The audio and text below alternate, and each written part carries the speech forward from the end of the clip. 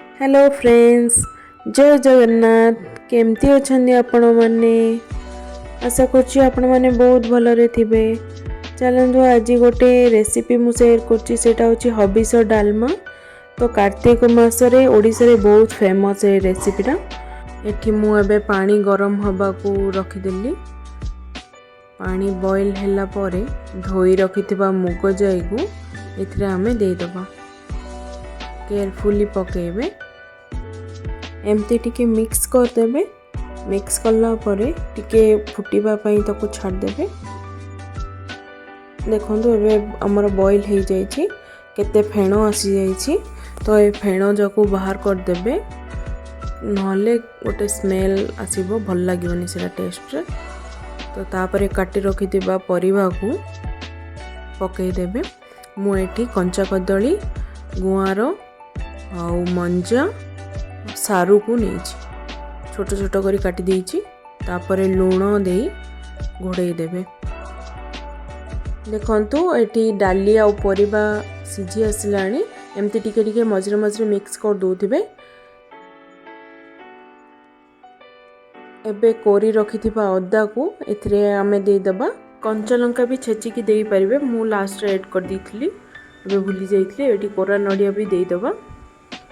तापरे टिके मिक्स करला परे हमें आको बॉईल कर दबा। आउ 2 to 3 मिनिट हमें बॉईल कर दबा को। एठी हमर परिबा आउ डाली पूरा भल भाबरे कुक हो जाइछि। भल भाबरे टिके मिक्स कर दबा। माटी हांडी रो रोसई बहुत बढ़िया बास्ना भी आसुछि मते। एबे हमें घियो दे दबा एठी। आउ जो माने हबिष करचंती से माने एमती ही खाई परिबे। आउ मु तो हबिष करनी, तो मु एठी छुंको टिके दउची। छुंको देला परे एको ढांकी रखि देबे। देखंतु एबे हमर हबिष डालमा पूरा रेडी ही गला। किछि मु साइड आइटम भी बनैथली। एटा होची सारू भजा। मते सेमती रे भी सारू एते पसंद नुहे, बट आज बनै दीछि। एटा होची कंचा कदली भजा। एथरे जस्ट मु लूण, लंका गुंड आउ हळदी दे भाजी नेछि। बहुत टेस्टी लागे एटा।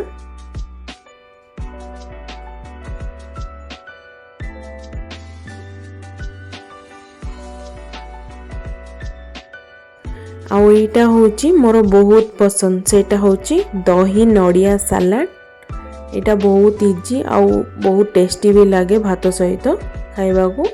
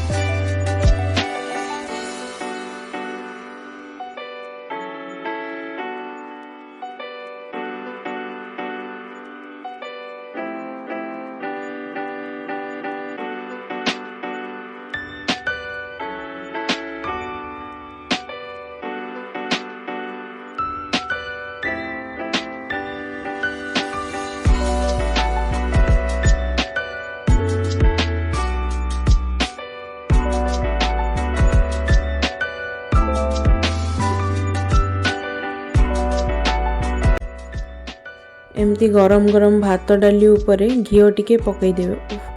कि बास्ना तारो, से बास्ना रे ही पेट फुल हो जिवो पूरा। थरे ट्राई करिवे निश्चय।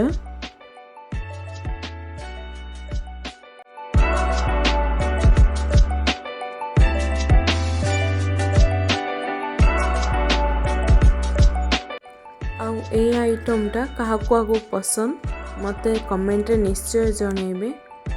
प्लीज थरे ट्राई करंतु मोर ये डालमा रेसिपीटी। आउ केमती लागिला मते कमेंट रे निश्चय जणेबे।